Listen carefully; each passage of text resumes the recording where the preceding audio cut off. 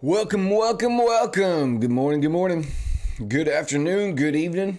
Hope you guys are having a great day. Hope you had a great weekend. Welcome back to the 10K to $2 million funding challenge at Venator Trading. Sponsored by the Bespoke Funding Program. Yes, they are still alive. Man, what a crazy, crazy weekend. There was a lot of stuff to talk about. A lot of stuff happening in the prop firm world, the funding traded world. A lot to cover.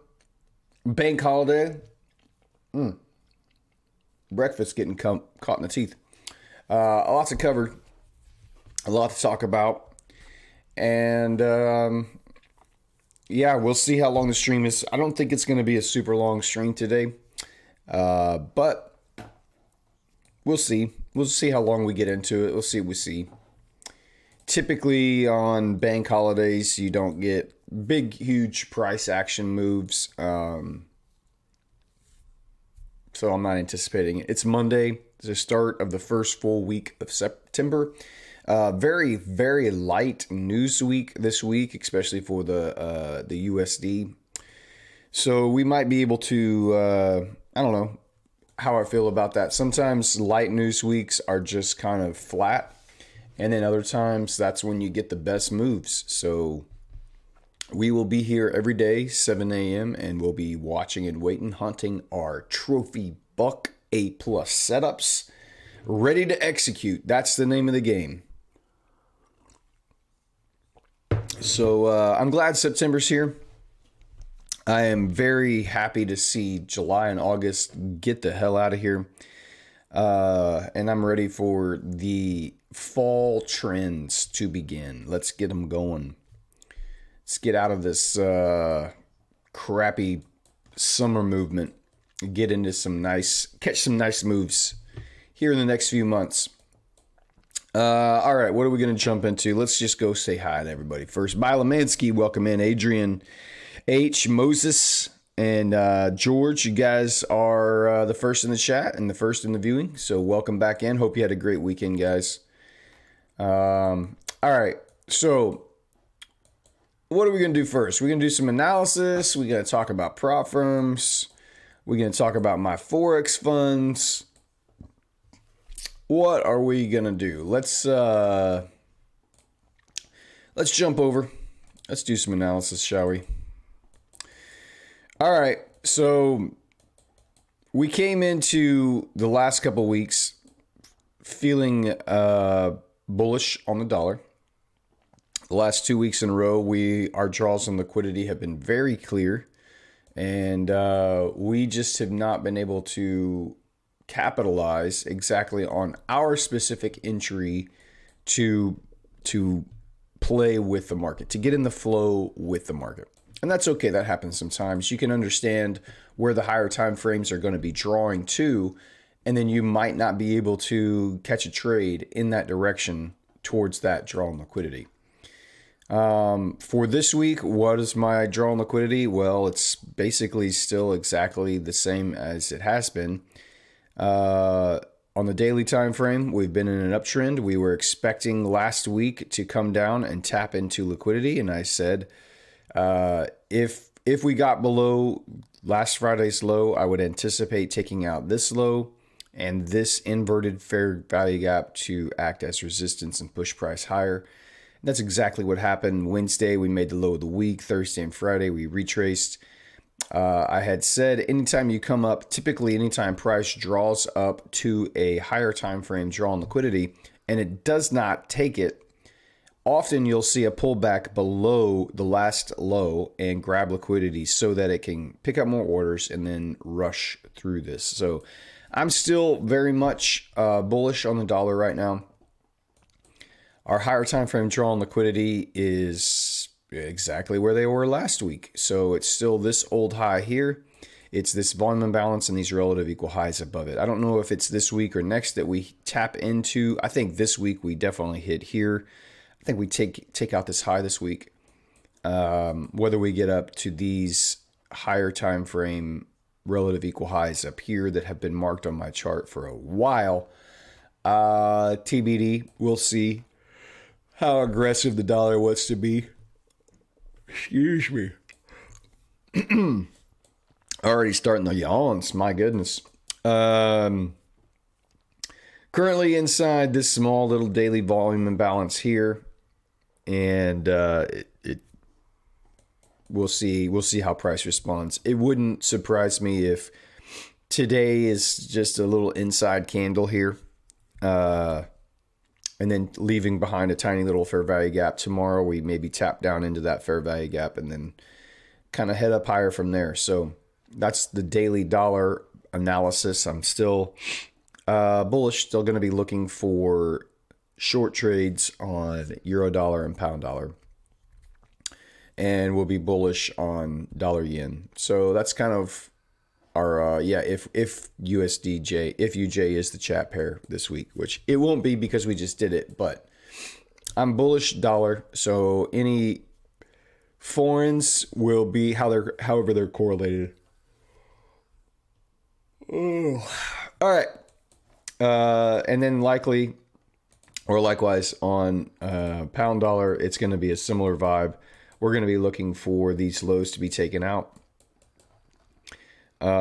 This is a weekly fair value gap, which we traded through and below and violated last week, which now means we'll be looking for this inverted this fair value gap become an inverted fair value gap and act as resistance as price moves back up into it. So again, we've opened above last week's close. We've pushed up higher. It would not surprise me at all if today, again, we leave behind just an inside little candle here and then come back up into here. Maybe we get up into that gap. Who knows, tomorrow, high of the week, something like that. Gap up and then roll over and head down towards these this liquidity and these lows down here. So that's dollar, our euro dollar, GBP, much the same story.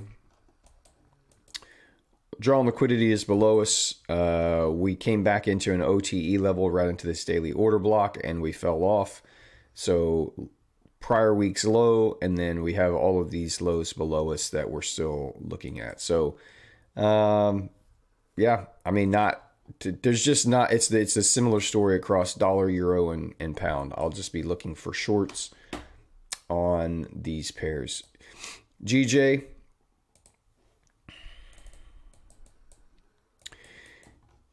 GJ is holding up above this fair value gap. It has yet to tap into it, but we've been in a bullish uptrend. We're creating some nice little relative equal lows down here. Wouldn't surprise me terribly if we tap into this week and then either go up. We could also just chop right here. We've got a nice clear drawn liquidity above us on the daily time frame. We are engineering sell side liquidity, so perhaps you get some accumulation here on GJ. You get a little manipulation, kind of like what we did here, and then a pop up into that higher time frame drawn liquidity. All right. Very quickly, let's look at the indexes here. Still inside these fair value gaps, just kind of bouncing around this balanced price range. And then this fair value gap should have acted as resistance. It did not, came back up. And now we've tapped into the top side of this, reached into this order block here and fallen away. Gapped up over the weekend from the weekend close. I mean, to me, we have broken structure. We've made, this is a pullback into this leg up, so I would anticipate some lower prices here, maybe back down into this volume imbalance. Maybe this week you get this pullback up. It's kind of wait and see for me on the indexes. They're not super clear on where they're wanting to head next, only because they're not in... They don't look the same to me. So NAS has made a higher high, a higher low, a higher high, and it is tapped up into this volume imbalance. S&P hasn't got up into that volume imbalance, and US 30, there is no volume imbalance. It's just tapped into an order block. So I'm going to wait for a couple days on the indexes to see how the dollar plays out is going to affect a lot of this. If you're expecting to have a bullish dollar, typically you're going to expect the indexes to be weaker.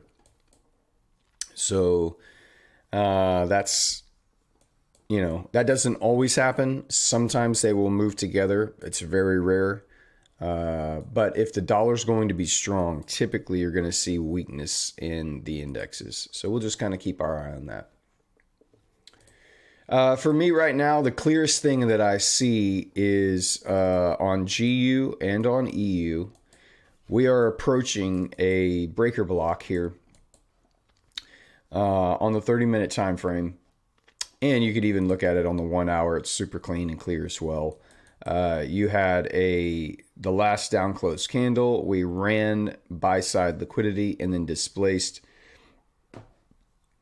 So to me, the clearest move is right here. We're tapping up into that breaker right now on the 1 hour time frame. There's your breaker block, and of course inside of that is your fair value gap. I would not just blindly take this trade. Not that it won't work out, but it's Monday. It's a bank holiday. If you drop down to the 30-minute, you might be able to refine this to there. The fair value gap comes up to here. On the 15-minute, it's pretty much the same. Your fair value gap doesn't really exist inside of any of this. There is a teeny tiny small one here on the 5-minute that I would not just anticipate price to reverse off that 5-minute fair value gap right there. But for me, I would probably just be using the 30-minute time frame here and just be targeting a 50% entry into this breaker block. Again, I am not going to set an order on this. It is Monday. It is the beginning of the week. It is a bank holiday. But that is I would need to put my stop above that, which would give me liquidity below the session low, the daily low, and still below last week's lows. All right. So that's a potential trade setup there on GU. Again, I'm not taking this. I'm probably not going to enter any trades today at all. Just doing my beginning of the week analysis. But if I'm looking at a setup, it's a setup. And so, yeah, I just keep your eye on that. To me, I would rather wait to see how today plays out. If it's going to leave behind a fair value gap, and then tomorrow, maybe during London, you get a pop-up, get a high of the week, and then it rolls over from there. Euro has a very similar setup from last week as well. If you look at the hourly time frame, last down close candle, we run buy side liquidity, immediately displace. So these two candles right there are your breaker.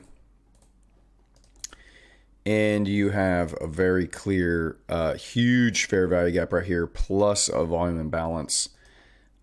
The volume imbalance is probably where I would target my entry on this short position. I would probably target right here, but still keep my stop either at the bodies of the candles or above the wicks, something like that. And then there's your something like that.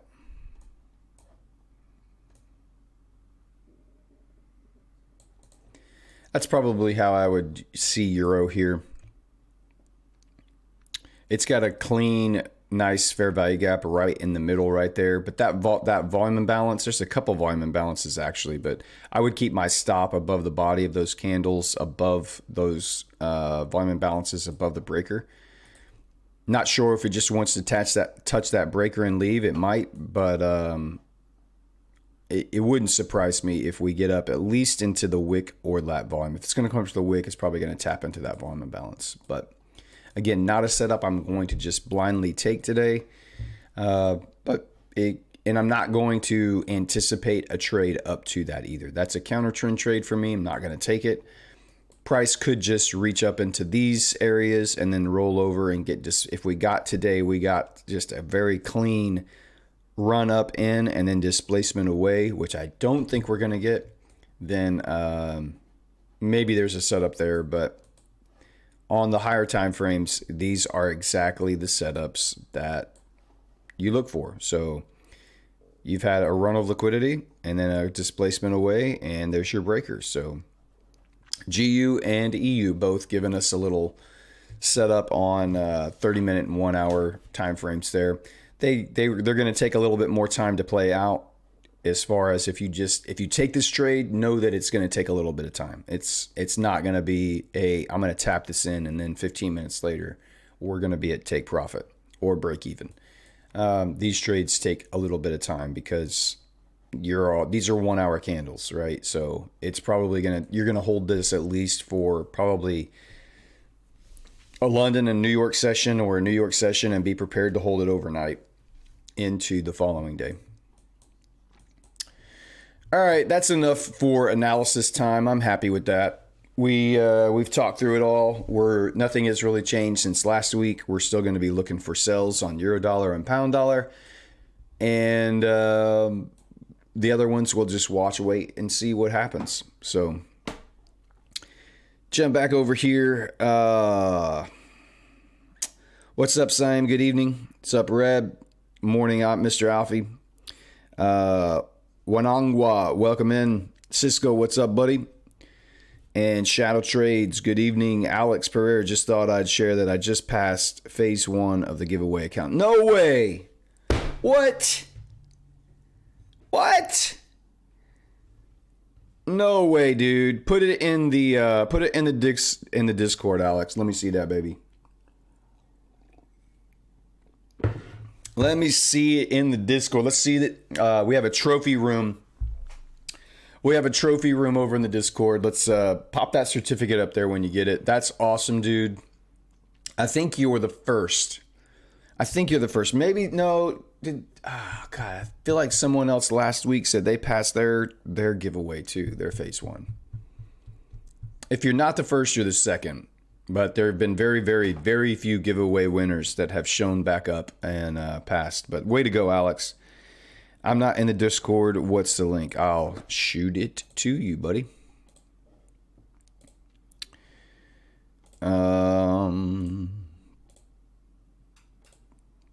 We will put it right here in the chat. There you go. That's awesome, dude. Congratulations, man. That's a huge step. Huge step. 8% profit. And let's see, when did you win your challenge? Was that in August or July? I guess it had to be August, because that's when we really started doing them. Unless it was one of the early giveaways in July. How long did it take you? Let's get those details rolling in. What's up, Trading Night? 2 weeks ago. Okay, yeah. I thought it was soon. I thought it was just a few weeks ago that you won. Dude, that's so awesome. Man, I love to hear that. Way to go, buddy. That makes my Monday right there. That makes this week already a huge success. Way to go, Alex. But yeah, join the Discord, and then we have a trophy room over there in the Discord chat, and just post your certificate in there so everybody can celebrate with you. And I wanna pump you up as well. So, dude, that's so freaking cool. You guys, you don't understand if you've never passed a challenge before, the first time you pass, it almost feels surreal. It almost feels like, did that just happen? Is this actually gonna happen? And then you start playing mind games with yourself. Oh no, this isn't gonna real. I'm gonna screw up phase two. So much psychology goes into all of that. So the fact that you can pass a giveaway account, that you can have the discipline and focus and maturity to execute and pass a free giveaway account, that could be life-changing money, and you approached it the right way. So congratulations, dude. I'm super proud of you. Way to go.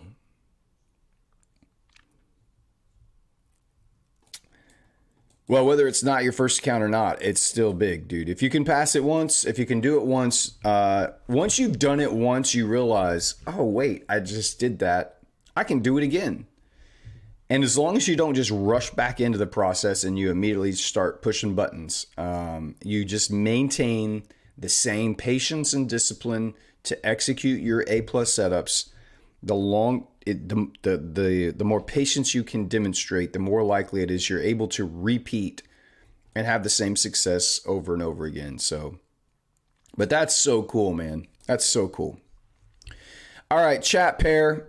We need a new chat pair. It was UJ last week. UJ, our draw on liquidity was this daily breaker. We said it would probably want to tap down into this fair value gap. And what did it do? Tapped right down. Well, it didn't really get almost into the fair value gap. Left those relative equal lows there, but tapped right down into that daily breaker. And we saw price rocket off of that area again. UJ was the chat pair last week. We need a new chat pair. So if you guys want to drop some stuff in the comments, pairs that you want us to watch and give analysis on all week and potentially call trades on, let's see what you guys want to do this week, and then we'll throw up a poll over in the chat. You guys can vote. You guys can decide what we're going to watch. As far as prop firm stuff goes, I know there's been a massive amount of drama. There has been obviously the lawsuit brought against MyForex funds, and let's be clear, it's not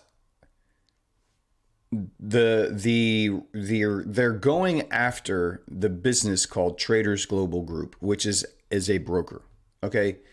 MyForex Funds is the front. It's the business front of Traders Global Group. The reason that I feel like this is going to stay fairly isolated to quote unquote MyForex Funds is because of the way that they're positioned and the way that their business is built out. They are a broker and they're fronting as a prop firm. So it's fraudulent in the fact that they are not representing themselves to the public in a way that is clear and consistent with what they're actually doing. So they are a broker that's not they're acting as basically a broker that's not regulated. They're their own third-party liquidity provider. They've made all of these false claims, and then they're behind the scenes doing all of the things that are basically a Ponzi scheme, wherein they're creating rules and systems to fail. And they actually have the emails where they're just like, hey, manipulate all of this and don't pay these people out, fail them, do whatever we can to keep them from being profitable. So there's a lot of stuff that goes into, and I'm not a lawyer. I don't speak legalese. This is just my cursory overview as I read all of the complaints and I read through all of the citations and stuff that people are making online, the documents that are released from the Canadian government, from the CFTC regulators, all that stuff. You've seen all these prop firms now start positioning themselves as simulated accounts, simulated profits, simulated drawdown, simulated management, right? Simulated assets under management, whatever it is.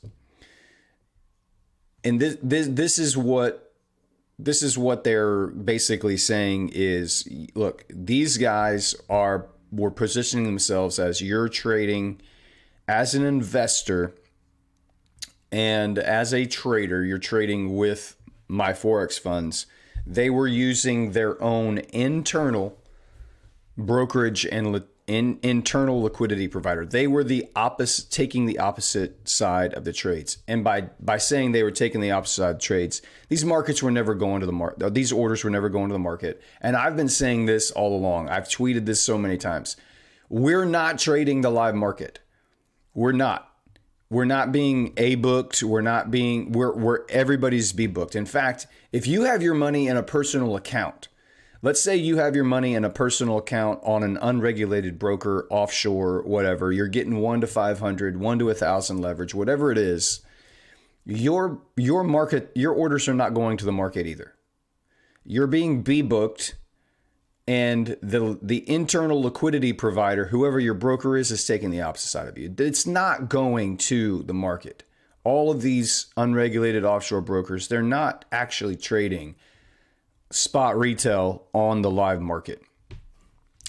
Unless you're trading with an actual regulated, straight through processing, regulated broker, your orders are never going into the live market. So my Forex funds is trash. They're not coming back from this. They're not going to survive this. They're putting a huge black eye across the whole prop firm trading industry, the funding trading industry, trading funded industry. And I know that there's a lot of people that are extremely scared of, like, oh, it's every prop firm going to get shut down. Well, no, because they're not positioned and built out the way that Traders Global Group is built out as a business.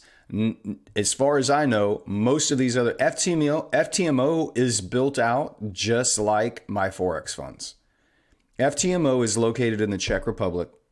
They are built out exactly like my Forex funds. They have all of their own internal liquidity. They do not use a third-party broker. They match up all their orders. They control all of their slippage. They control all of their commissions. FTMO is built exactly like my Forex funds. So it could happen to FTMO too, but they're in the Czech Republic, where I'm assuming they fall under some kind of European regulation somewhere. Maybe they don't. I don't know exactly. I haven't done the research on them yet. But you know, the way FTMO is structured is basically the same way that my Forex funds is structured. Almost every other major prop firm right now has an external third-party broker that they're using. So they are not acting as their own internal liquidity provider. They are not acting as the intermediary between the trader and the market. All they're doing is providing software. They're providing the technology for traders to trade simulated virtual funds. And then they offer those traders profit splits off of simulated virtual funds. We're all trading demo accounts. I've been saying this for months. We are trading demo accounts. All of this is demo trading. You are paying someone for the opportunity to trade a demo account. All of this is demo. There's nothing here that is you're not trading real funds. You're not being A-booked. I know that there's a lot of I know a lot of these firms are trying to talk to their legal teams right now, trying to figure out, hey, do we have to A-book people? Do we actually have to provide actual live real funds to traders to be above reproach here and outside kind of the threat of being taken down? So it's all going to play out. It's all going to be fine. I promise you. Prop firms will survive this in some form or fashion. I think the best thing for traders is that there's going to be more transparency. There's going to be more upfront language to very clearly state exactly what's happening and what you are doing and what you are not doing, what you are trading, what you are not trading, all of those kinds of things. So I'm not really worried about most of the prop firms that are out there. Whether I know that there's been some firms that have already banned the Canadian traders. They won't let them back in, at least right now. So, we'll see how it all plays out. We'll see what countries end up getting affected more than others. But I truly think that the CFTC and the Canadians, they're not going after these other prop firms. There are other prop firms that are doing just as much business, making just as much money as MyForex funds was, but they're not structured out business-wise and legally in the same way. They're not doing the things that MyForex funds was doing behind the scenes. They're not. A lot of them can't. All they're doing is offering the software and technology to traders, the dashboards, they set up the partnerships with external third-party brokers, whether that's Think Markets or Purple Trading or whatever it is. They are not being and acting as a broker. All they're doing is being the third. They're being the party that basically lets you talk. The traders connect with this other software, and then they collect. Basically, they're the money pool wherein they can pay out other traders. They also can monetize that. They can monetize the data set, the trading data set from all these other prop firms. So whether they want to use their trading data to trade their own master accounts, or whether they want to actually push some traders into the A-book live market trading, that's totally up to them. And in my mind, I would want to be trying to find profitable traders. I mean, as a prop firm, that's the way they really are positioning themselves, is that we want to find profitable traders. That's what they all keep saying. So, and I've also said this, the most legitimate test of any prop firm's longevity is their revenue. What's the majority of their revenue generated from? If it's challenge fees alone, if the majority of a prop firm's revenue is from challenge fees, that prop firm is in constant danger of going out of business, because at any time, the customer base can dry up, can go away. Some earth-shattering thing could happen in the industry, and then they no longer have people coming and giving them money and more money and more money to keep taking these challenges. So if their client base goes away and they don't have an influx of new money coming in, then they're going to go out of business. Versus a prop firm who is actually making money from trading, which is, to me, the ultimate goal here is to have a company wherein the majority of the revenue, not all, but the majority of the revenue is actually coming from profitable traders, whether that's in-house traders that they're using, and they're using the data set from all of all these people taking challenges, and they figured out how to monetize that. Or whether they're actually A-booking good profitable traders. To me, that's where prop firms have got to figure out how to move away from, or at least figure out how to get the at least 50% or more of the revenue generated from actual trading. If that prop firm's going to stick around, to me, that's where the ultimate longevity kind of watermark is can that prop firm generate profits from trading? If all they're doing, if 95% of their revenue comes from failed challenge fees, I just don't understand how they can be sustainable 5 years from now, 10 years from now.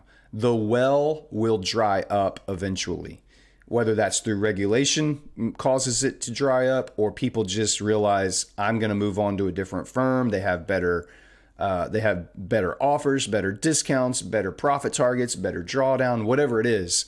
Another firm's going to come along, and it's eventually become unsustainable. So I guess my whole point of this rant is I'm not worried about the prop firm industry. I think the majority of these firms are positioned as business entities and legally in a way that is completely different than Traders Global Group. Okay, so you have to understand the CFTC is going after Traders Global Group. My Forex Funds was just the front. It was the front of the Ponzi scheme that Traders Global Group was operating. So you have to think of it as two different separate entities. All of these other companies, they're not positioned like that. They're not in business as a broker that was set up as a funded trading firm. And that's where the problem came in. So all of these other people tagging in new verbiage on their websites, virtual, simulated, practice, whatever you want to call it. They're further positioning themselves to the public to say what they have been saying up front, really all along. These are demo accounts. And it doesn't matter to me whether I'm trading a demo account or not. It doesn't matter to me whether I'm getting booked or not. It doesn't matter to me whether my orders and my trades are going to the live market or not. I don't care. If they are paying me out my percentage profit split based on my trading ability, then that's fine with me. I don't care what they do with the data that I give to them. I don't care what they do with it. That's their business decision. And as long as they are acting and continue to act in good faith, and they continue to live up to the terms of service in the contract that we agreed to, then I'm cool. It doesn't matter to me at all. I'm just going to keep trading. I'm going to keep executing. I'm going to keep doing whatever it is that I'm already doing. Nothing changes on my end. Nothing changes at all. The only thing that changes is I'm going to make sure that I'm doing my due diligence and research on the prop firms that I want to do business with to make sure that the terms of service are clear, that they're being as transparent and upfront about how they operate and what they're doing. And then I'll just keep going from there. And the more firms that I can be funded with, in the end, the more diversified I'll be across the whole industry, and all while funding up and building my own personal account as well. So don't be scared. I think it's way overblown. I think the fear factor is way overblown. I do think My Forex Funds has as big as they were, for them to get taken down and to be revealed to be as fraudulent as they are, it sucks for the industry. Absolutely. There's no way getting around it. It absolutely sucks for this industry. It continues just to make traders and Forex traders look scumbaggy and scamish. And that's sad, because I think most of us just want to trade, and we don't want to have to deal with all this other drama. So sadly, it looks like we're going to have to deal with it a little bit longer. So I think there's more fallout to come. September 11th, I think, is the court hearing, the first legal court hearing for the Traders Global Group. And we'll see if anything else comes of that. I wouldn't anticipate something coming out on that day, like that they're just going to make a decision about something. This is going to get drawn out over the next few months, likely. So, we'll see. But There's a lot of people talking about only use firms that are based in the UAE, only use firms that are in Europe, don't use firms in the US, don't use firms that are based out of Canada. Well, until we see some more evidence, I guess, that this isn't just isolate, that this is going to go beyond the scope of just Traders Global Group and what they're doing and what they've done. It's just business as usual. And don't just get sucked into all the hype.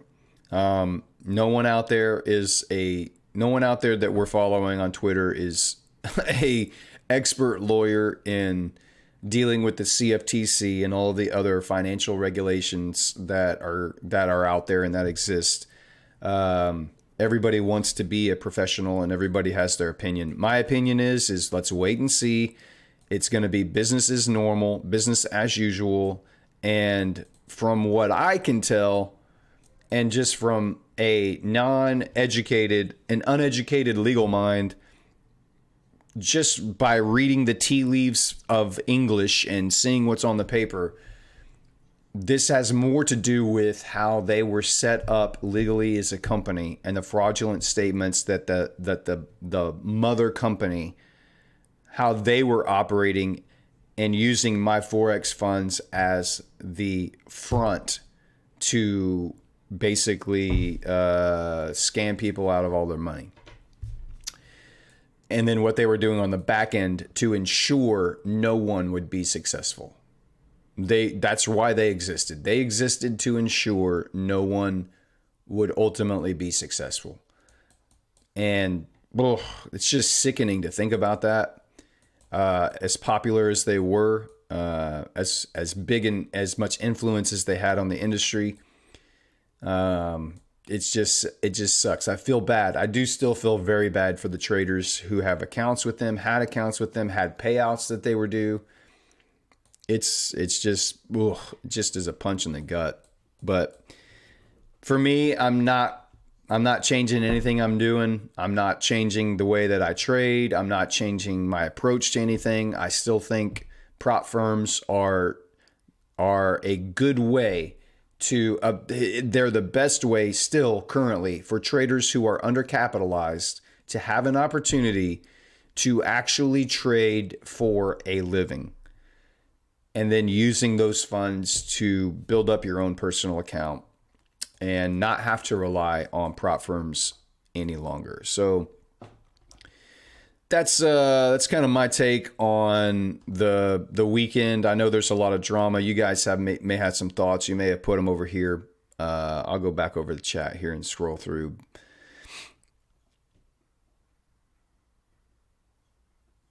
Pound New Zealand. Oh, the chat pair USD CAD. I see Pound New Zealand.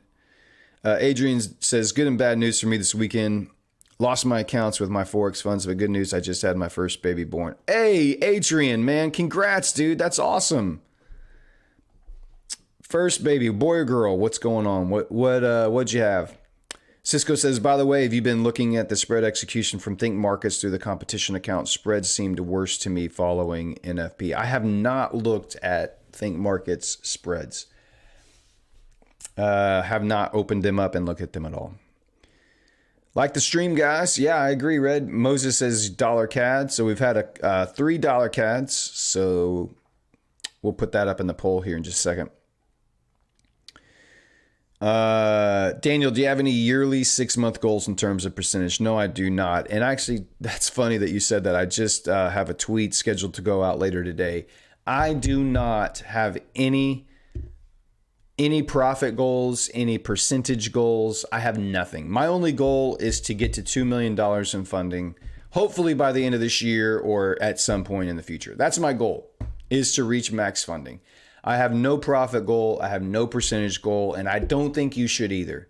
As soon as you put some kind of a profit target or percentage goal on your trading accounts across the board, you immediately introduce psychology into your mind that sets you up for failure.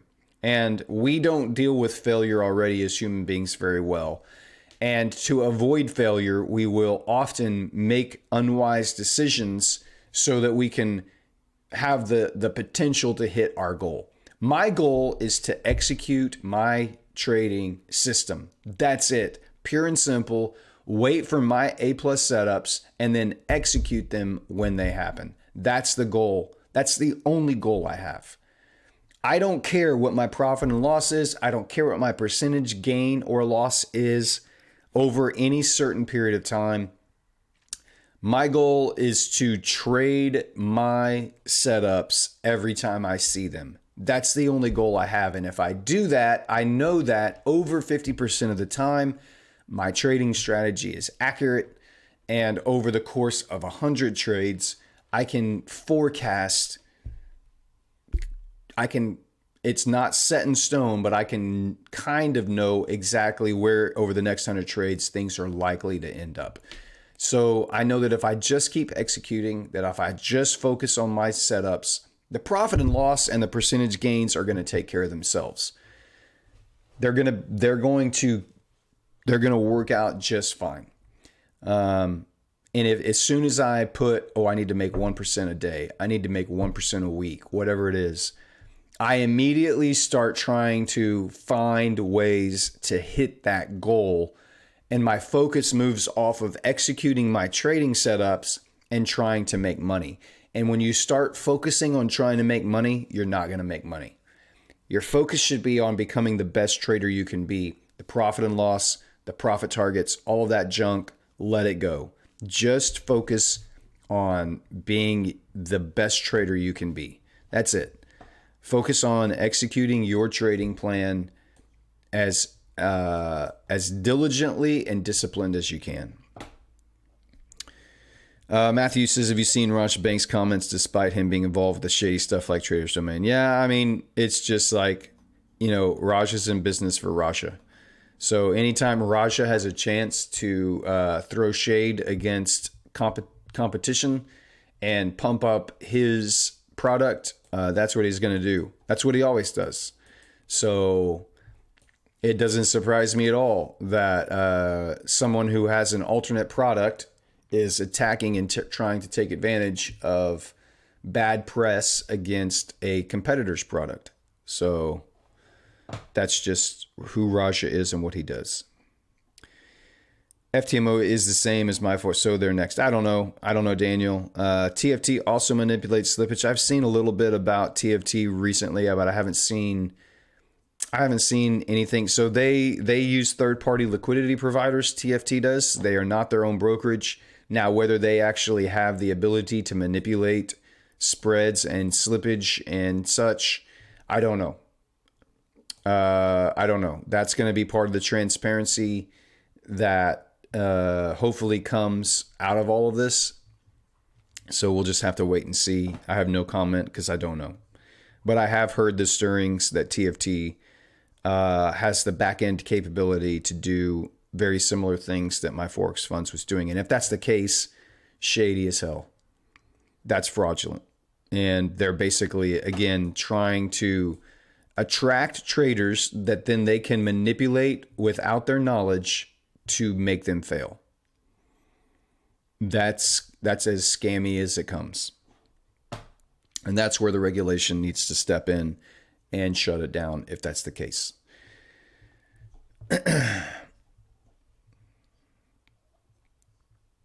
Thanks, Alex. Cool, man. Thanks for putting that in the trophy room. And congratulations, Alex. Alex, for those just joining, won a 10K account giveaway a couple weeks ago, and he has just passed phase 1.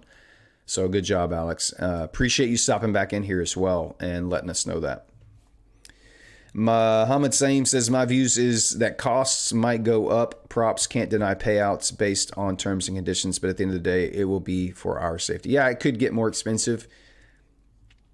You could see a restructuring of how they do accounts instead of all these, 600K accounts or 100K accounts. It's truly like a $1,000 account or a $5,000 account or a $10,000 account, like a true funded amount, not a simulated larger amount. Maybe that's what comes of all this. We'll see. To be honest, right now, UAE-based props are safest as UAE takes civil lawsuits very seriously and they can't deny payout. And most probably, if traders are aware of it, they can go for settlement. I've seen a few firms saying they're kind of restructuring and reorganizing into the UAE, so that may have some validity. I don't know that for certain, but I have heard that as well. Daz, 100% trade smart and steady growth will follow. That's right. Xavier, a boy. Way to go, man. Boys are great. I raised 2 boys. I've got 2 girls and 2 boys, 2 of each. They're both awesome. They both have their pros and cons. But boys are awesome, dude. Congratulations, man.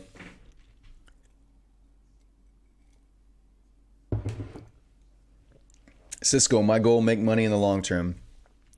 That's my goal too. Obviously, you're trading to make money, but when your focus becomes making money, you're focusing on the wrong thing. Your focus always has to be, as a trader, executing your trading plan every single day, every single time you see the setup. That's your focus. That's where you got to be. Cisco, well, you said what I meant, but much more defined and clear, the process rather than a goal. 100%. Thoughts on dollar CAD? Do futures prop firms have these same issues? So futures prop firms are regulated differently. They to trade futures, you actually have to be regulated before you can even offer business. You have to submit to regulation. Go through all of the different paperwork, all of the different reporting to offer the ability to trade futures. So they are different. They as far as I know, they don't have the same issues. Like Top Step is a futures. So whatever these other futures firms are, most of them already have gone through the regulation process to be able to offer the funding to traders in the similar fashion. So I don't think futures prop firms have currently the same issues as the Forex funded firms do.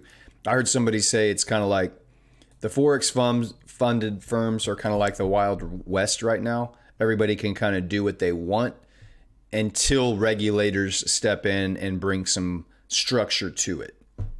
So that's why I don't think they're going to go away. And I think the firms that are built out and positioned much like futures firms are, then they're probably going to be able to stick around. And the question John is asking is, in why trade Forex? Mostly because the trading conditions, the drawdown limits, the pricing is much more attractive on the Forex side than the futures firms.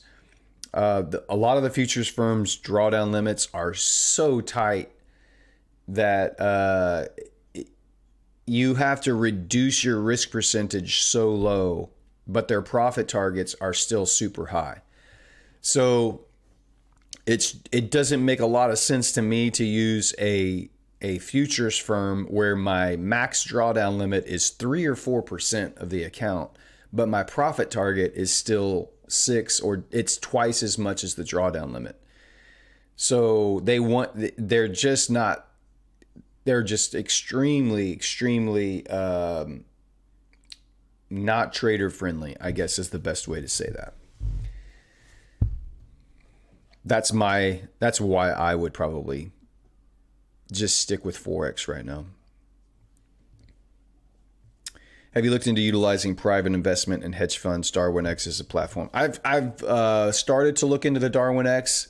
I have not done any kind of private investment research or tried to tap into any of that. But Darwin X does look very interesting. For those who don't know, Darwin X is from what I can tell, a company that allows you to build a track record on your trading that is then put into other traders or other investors can look and see your track record, and they can invest with you based on your trading history.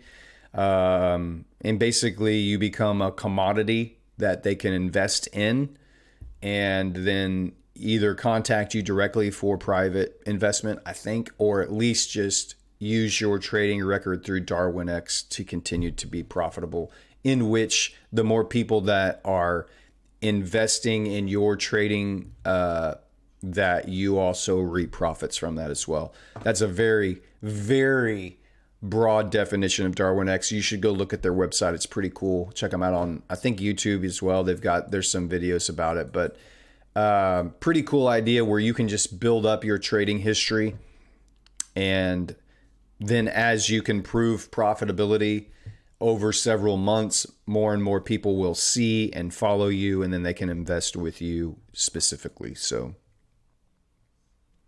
I have no idea how to do or how to get into private investment. My guess is that they find you. They know when you can prove and show profitability across an extended period of time, very likely you're going to be able to find and attract investors without any problem.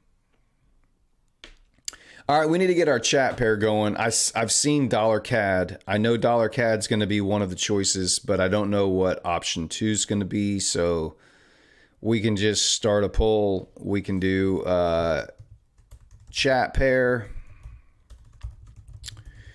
for the week is going to be USD CAD, or I don't know,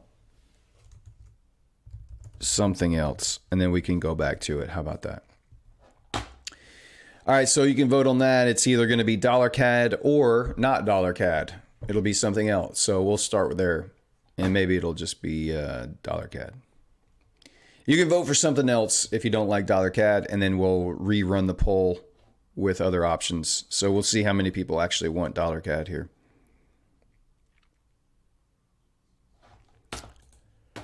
All right, coming in here to the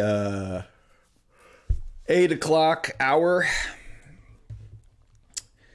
Not a whole lot happening here right now. We did tap right up into the breaker on GU. We haven't gotten anywhere close to the breaker on EU.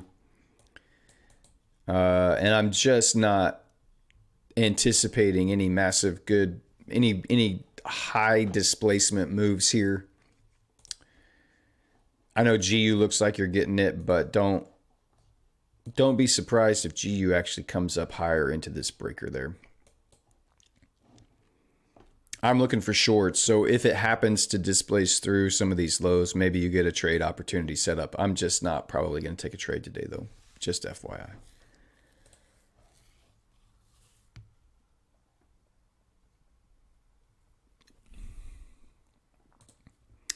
Seems most want dollar CAD, and that's fine. We've still got like over 30 people in here, so we'll give it another minute or two. Only about half the people have voted. I haven't even looked at dollar CAD, but we can go over to this chart and take a peek while the voting continues. On the daily time frame, we reached under the lows. We grabbed some sell-side liquidity. We're displacing higher. This looks very similar to the dollar overall. You have pretty clear higher time frame draws of liquidity on the buy side above us. If we're bullish on the dollar, then we do have a few red folder news events. We have unemployment rate for CAD at this later this week.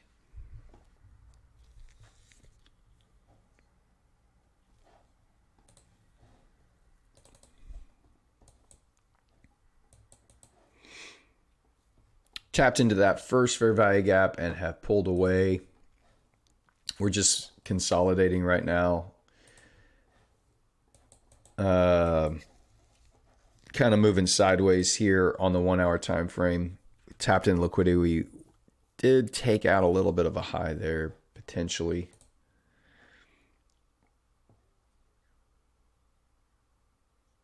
If you're looking at this breaker here, this last up close candle, I think is what most people are probably saying this looks good. And I'm not disagreeing with you at all.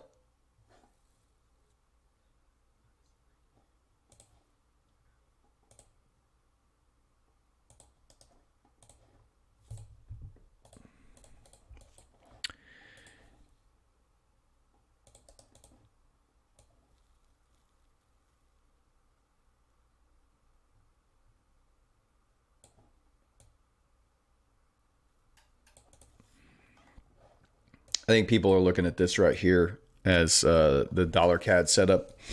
So you had your last up close candle, you ran sell side liquidity, you took out several lows, tapped into a fair value gap, and we have displaced back through this high.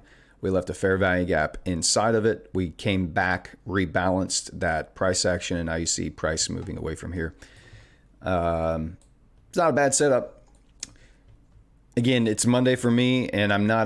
This definitely could reach right back up into these relative equal highs. You have a clear buy side liquidity target that it could be aiming for, but it could also just chop here. So that's the dollar CAD setup people I think are referring to that looks really good. And I'm not in disagreement. I think it's a good setup. I just I'm not in the mood to take a trade on Monday on a bank holiday. So, but anybody who's doing analysis, that's the analysis for the trading system I use here for the breaker block. Last up close candle. You can see it on the 30-minute pretty clearly. Last up close candle, run liquidity, displace away, fair value gap. And on the 30 minutes, even a prettier fair gap right in the middle. You'd probably want to put your stop, the body, the bare minimum, the body of the candle that created the fair value gap, potentially the low. This is why you go down to the 15. You could probably just use this order block right here, tapped right into that order block right here, and then went away. Again, don't be shocked if this just chops though. Don't be shocked if that chops. All right, we'll let that poll go for another minute or two. Looks like dollar CAD is going to be the winner.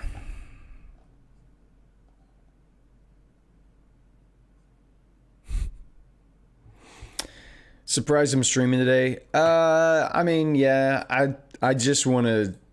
The only day that I have not streamed is July 4th.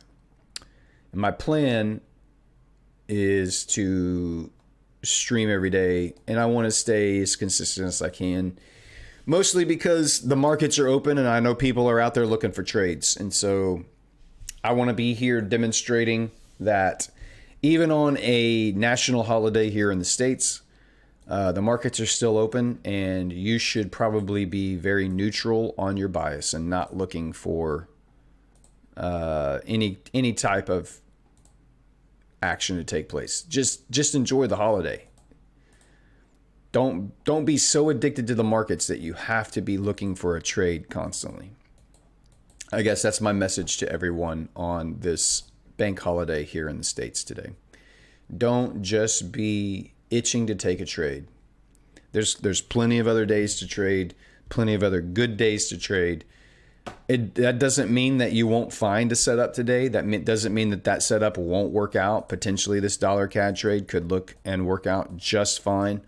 But it could also just chop here. It could reach up into this order block and then just roll over. It could reach up into this fair value gap, rebalance, and then roll over. So I'm just not in any, I just have no desire to try to push a button today. That's the main reason I'm here, is just to tell y'all, don't be eager to push a button today. All right, we're going to end the poll there. It looks like dollar CAD's going to be our chat pair for the week, so we'll leave that up.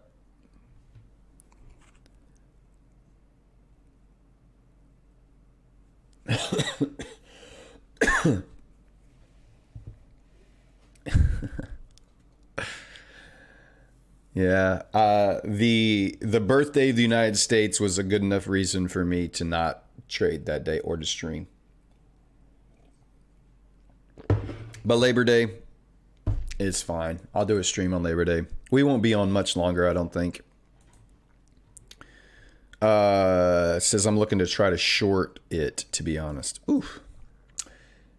If you're a counter trend trader, then by all means, go ahead and try and short that. But you have some very clear draws on liquidity. All of these relative equal highs. Buy side liquidity. Sell side's already been tapped into, brother. We tapped into it Friday. So I would not be trying to short anything right now. Not to say that you can't get a counter trend trade here. You have some liquidity below us. You've got several volume imbalances and fair value gaps below that maybe Tuesday you get a low of the week. But it does not have to come back down here. It's already tapped into sell side liquidity, and you have very clear higher time frame draws of liquidity resting above. So be very cautious on those those counter trend trades. Just be careful. Cisco says, I took a setup from London session, but not expecting to have another trade today due to the holidays. Yeah, I think that's going to be most people.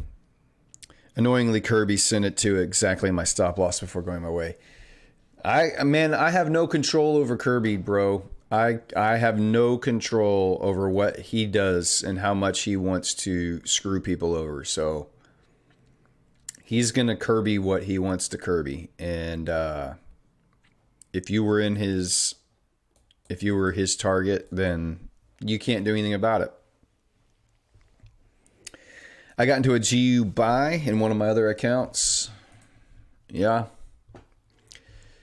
Again, I wouldn't be shocked if we tap up a little bit higher into here. Whether that's today or tomorrow, could be the high of the week, somewhere up in here. Not looking to get long or short on anything right now. Nothing. Might just toss this. Doesn't seem worth the risk to counter trend dollar cat on competition account. Yeah. Competition accounts, they're the ones that if you're going to take risks on, they're the ones to take a risk on. Or if you're just testing out a strategy in the live market conditions while you're actually sitting there having to think about it and analyze it. Not a bad place to put a counter trend trade.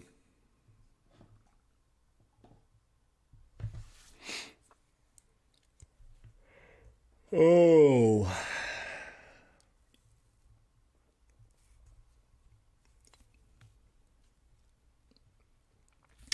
My strategy has a max losing streak of 3, just testing my strat at 2% risk.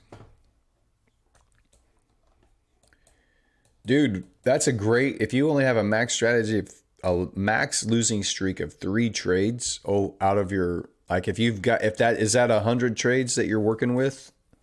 Like that's the data, is over the last 100 trades, your largest losing streak was 3 in a row. That's pretty spectacular.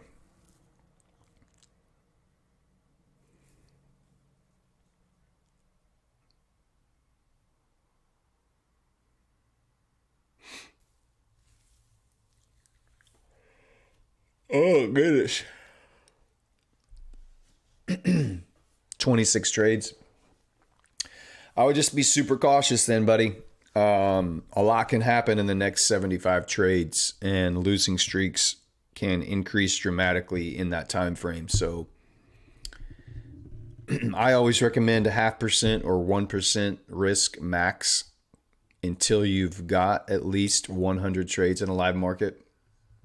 Don't just assume that the data you have on your last 26 trades, that sample size is not the same as 100 trades sample size. So just be cautious. I would not want to be risking 2% if I didn't have that data.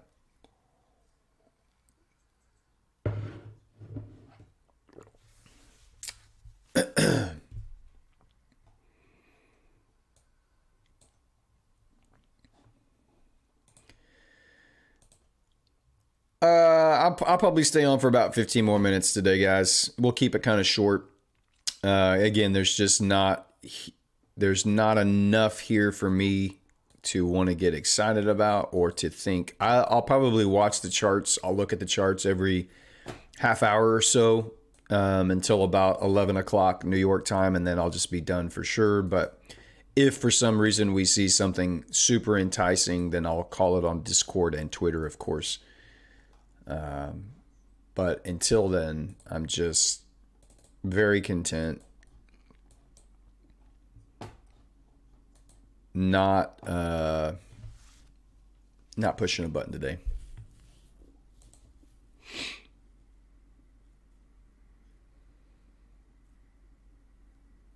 What's up, David? Welcome in, man. Better late than never. I think I'm going to play Starfield. I've been playing it all weekend, and I got to say, I freaking love it. I'm a huge, if you guys were here last week, I talked how much I am a huge fan. My favorite game probably all time to play is Fallout. I love Fallout. I love the whole series. And Starfield is basically Fallout in space. Very cool game. I have thoroughly enjoyed playing it so far. And I don't know if you like those huge open world. It's an open galaxy, basically. It's got thousands of planets to explore. It's got a huge storyline. It's got a ton of side missions. Skill tree that you can build out as you progress. I mean, it's just, I love it. I absolutely love it. So many different ways that you can play through the game that change depending on how you interact with the game itself. So very cool. John says Venator, I suppose Labor Day is a communist holiday. That's why I'm here. I'm standing up against the commies, man. If you live in a communist country, I'm sorry.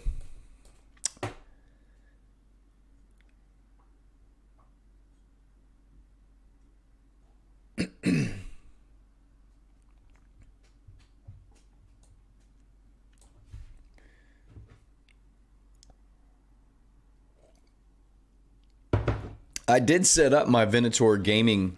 I set up a Venator Gaming YouTube channel and Twitch channel. And used the same logo that I've got up here, but I just said Venator Gaming instead of trading right here.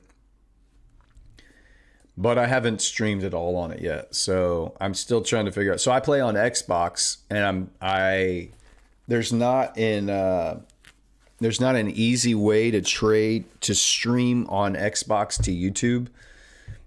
YouTube only, Xbox, you can only live stream direct from Xbox onto Twitch.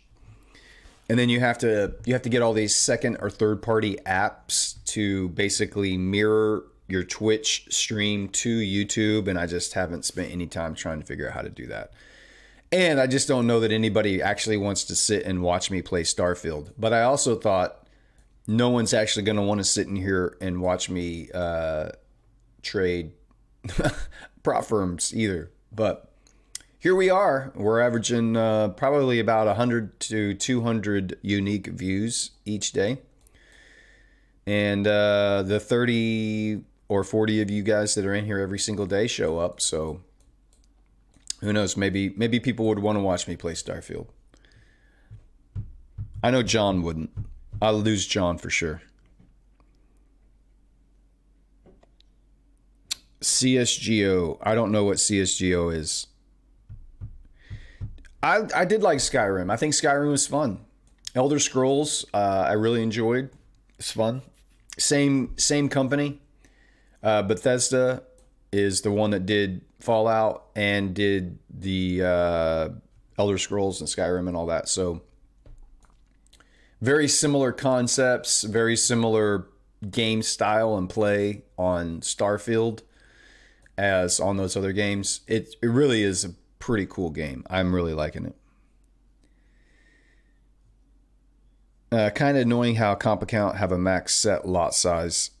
Well, it just they kind of have to do the lot size limits. It makes sense to me because people treat the competition accounts like lottery machines and like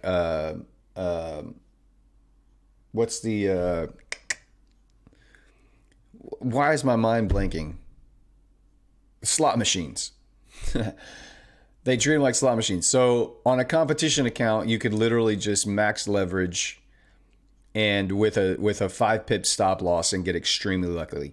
Extremely lucky. What introducing a lot size limit into the competition account does is it makes you trade and not just get lucky. Like you actually have to use to get really lucky with a smaller lot size is way more difficult, and you have to at least have some sort of trading skill and knowledge typically to identify the best setups to capitalize on those big moves with a smaller lot size versus getting extremely lucky on just max leverage.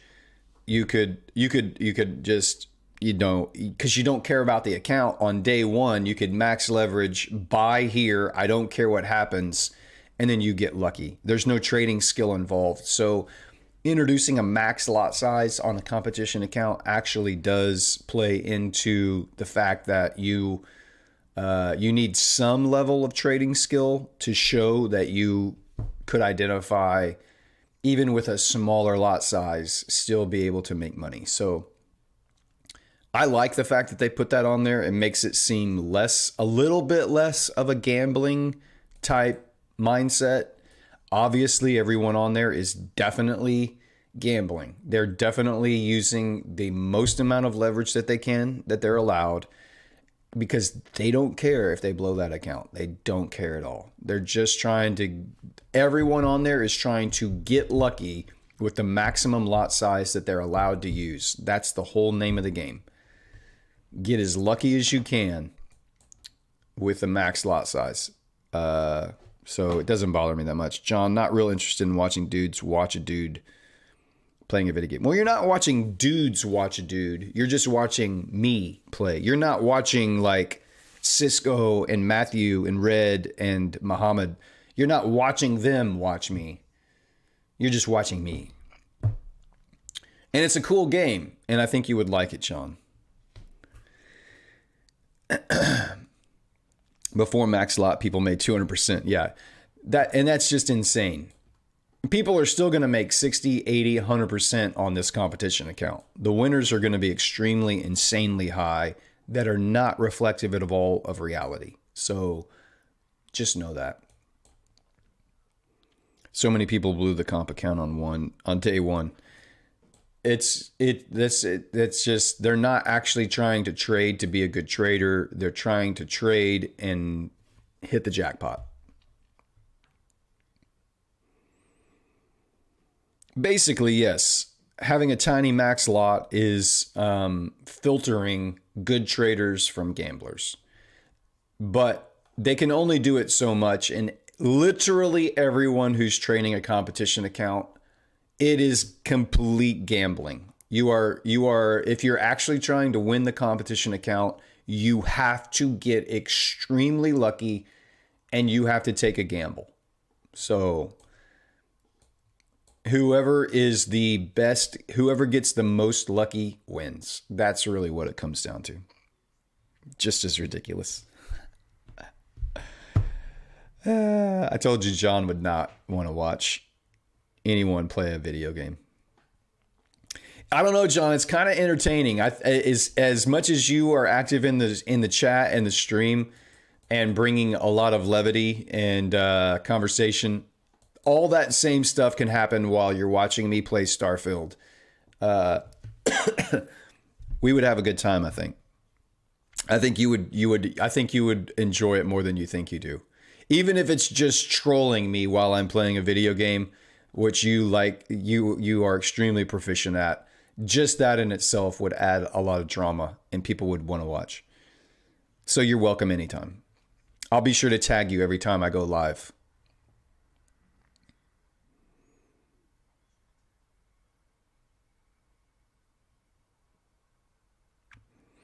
Yeah, I again, the competition accounts, the giveaways, all of those, I have love-hate relationships with. I think they can serve a purpose for traders who just need to do dumb stuff and if they can isolate it to a free competition account that doesn't really mean anything, and then they can go back to their challenge or funded account and operate in a disciplined way, cool. But sadly, most can't, and it just continues to reinforce bad trading decisions in a lot of ways.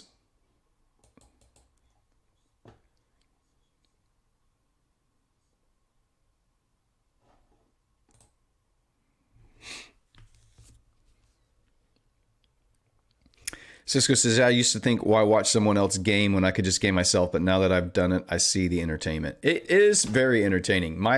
Both of my sons they love gaming, and they have Twitch or YouTube gamers on their phones all the time. And they just crack up laughing and they watch, and they definitely, it's a generational thing for sure. But Twitch wouldn't exist if it wasn't successful. People love to watch other people game. They love to be entertained. And if they can do it and watch something that they're also passionate about at the same time, and you have the ability to, you don't even have to be a good gamer. You just have to be a good streamer. You have to be able to interact and entertain and, talk to people on the chat. I'm not a great trader. I mean, I'm okay, but I am consistently here every day, and people like to show up and participate. So most of the time, as you all know, I am Brad Do Nothing. Brad Handouts and Brad Do Nothing. So at least if I was streaming my Starfield, I would be doing something way more than I'm doing here. John says, if you stream that, I will make those two old men from the Muppet Show look like. Yeah, you definitely would. What were their names? What were those two old guys' names? I can't remember. They just sat up there in the cheap seats and lobbed insults the entire show. I can't remember. Now I got to know. I used to watch, dude, I grew up on the Muppets. Old Muppets guys in the balcony. Statler and Waldorf. Those names don't mean anything to me, but these guys are classics, man. Statler and Waldorf are a pair of Muppet characters from the sketch comedy The Muppet Show, best known for their cantankerous opinions and shared penchant for heckling. If that right there does not define John Hangdong Jones, I don't know what does. John, I'm just going to call you Statler and Waldorf. That's what we're going to call you. You are no longer Hangdong, although I don't know that that's ever going to go away. Statler and Waldorf. John Statler and Waldorf Jones. Cantankerous opinions and a shared penchant for heckling. I don't know if you guys have ever seen the Muppets, but these two old guys would just sit up in the balcony and just trash everyone, that any kind of whatever was happening on the show. Basically, they were just two grumpy old guys. I did not know their names were. That's shocking to me. I don't know that I ever heard their names on the show. Maybe they said them. I don't remember hearing them, but that's John, cantankerous. I love it. Waldorf and Statler. Mr. Alfie. Yeah, my former colleague and I were known as Waldorf and Statler. God, why are you guys so grumpy, man? Why y'all being so grumpy? I'm polite and proper John Jones here in this trading stream. I'll transform into the Incredible Hulk of cantankerous opinions and heckling. I don't know that I would call you polite and proper, John. Maybe you are.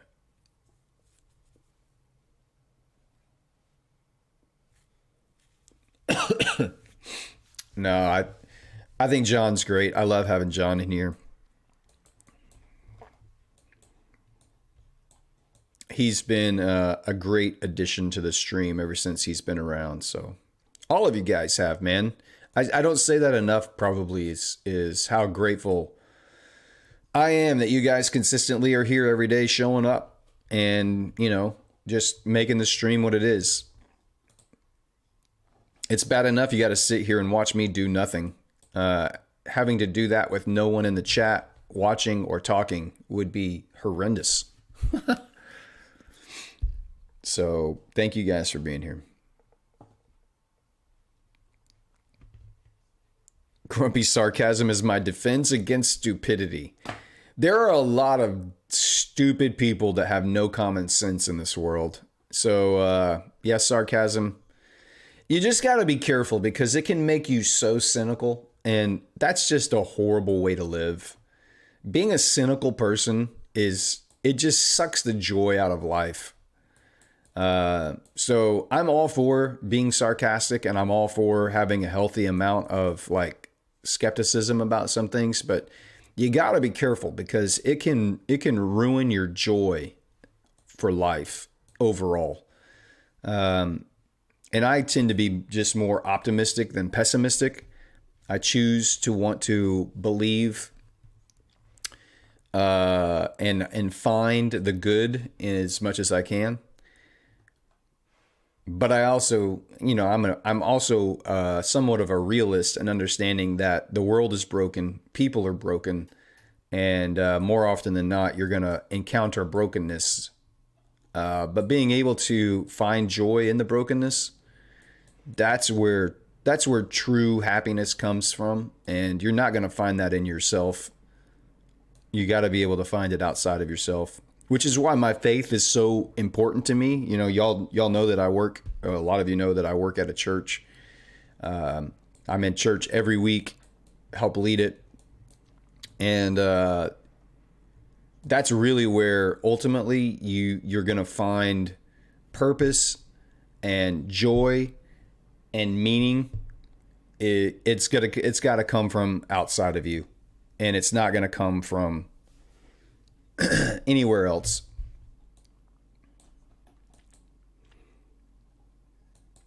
So when you I'm as sarcastic as they come. You can ask my wife, ask my kids. I love being sarcastic. I love sarcastic humor. But you just got to be careful because it can turn you into a very cynical person. And I don't want to turn into Kirby. That's really what I'm trying to avoid. I don't want to turn into Kirby as I age.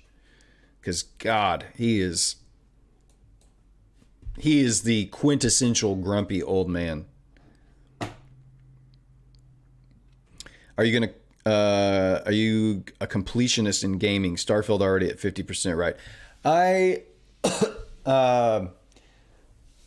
I'm definitely going to probably focus more on the main storyline at first.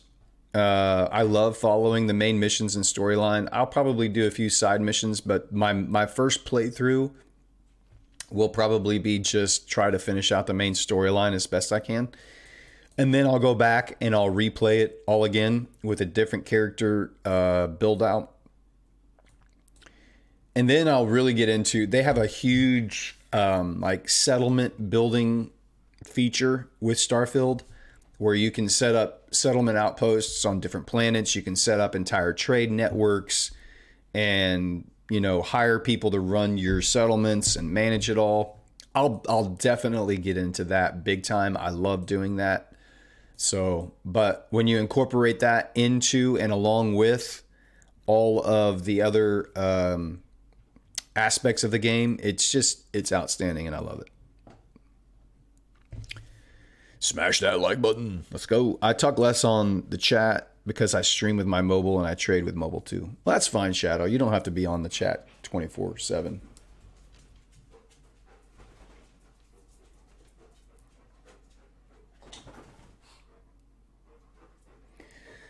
All right, I think I'm going to call it a day right there.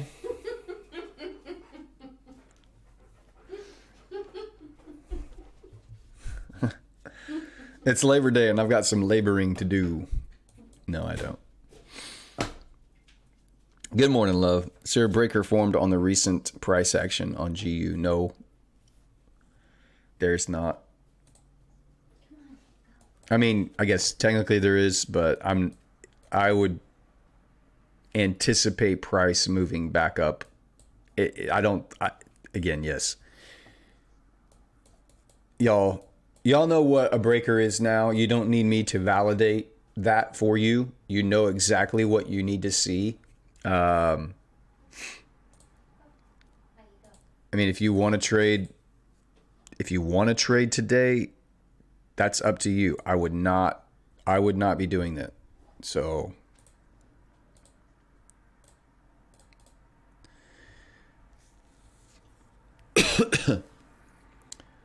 So I'm not telling you not to take this trade. I'm not telling you to take this trade. Somebody's asking, but you don't need me. You guys know what a breaker is. There was a run of liquidity. There was displacement away. This down closed candle closed outside. The next candle closed back up inside the range. So to me, that's not a super clean breaker to me. But maybe it works out. I don't know. One day our broken world will become fixed. Yes, sir, it will. All the wrongs will be made right.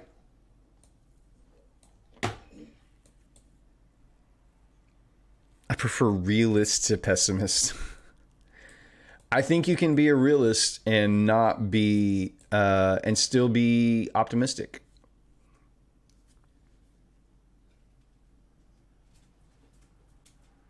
Brad Kirby handouts. Yeah. Kirby wants nothing to do with me ever. And last night I tried to pick that dog up and put him on the bed because he's too old to jump up. He's staring at me, pawing at the bed to pick him up. And I bend down to pick the dog up. And as I pick him up, he turns around and growls at me the entire time I have him lifted up onto the bed. Like he's just like about to just chew my hand off. He has no teeth, so he can't. But it's like, dude, you're literally asking me to help you pick you up. And then as soon as I do it, you start like growling at me as though, I don't know. Because he doesn't trust you. Why wouldn't he trust me? Because you're terrible to him. I am not terrible to him. No, you literally told our neighbors that he was a demon yesterday. Because he is. He doesn't speak English. He does not know what I'm saying. Okay, but it's from the heart. No. And your heart is black. No. Kirby. Kirby's heart is black. Definitely.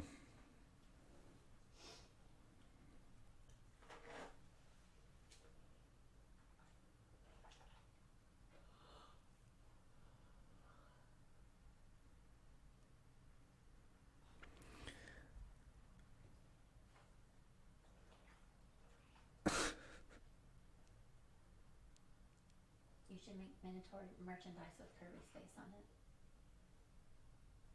No. He could be the mascot. Kirby is not the mascot. That's not happening.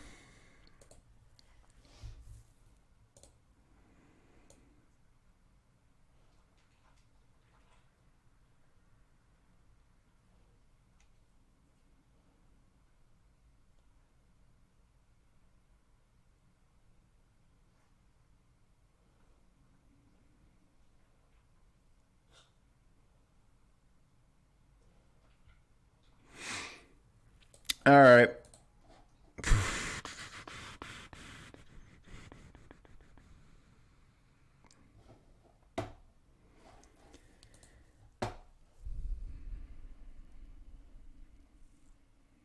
What's up, Casey?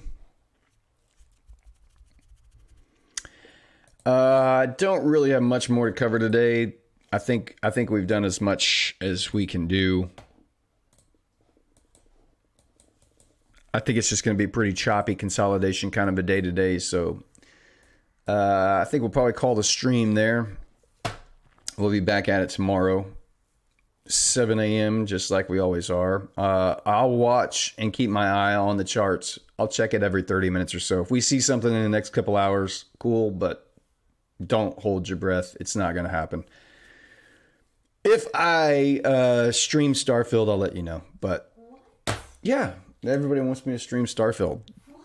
Yeah, John specifically has been begging me all morning to stream Starfield. John Jones, John Hangdong Jones. All right, you guys, y'all stay safe.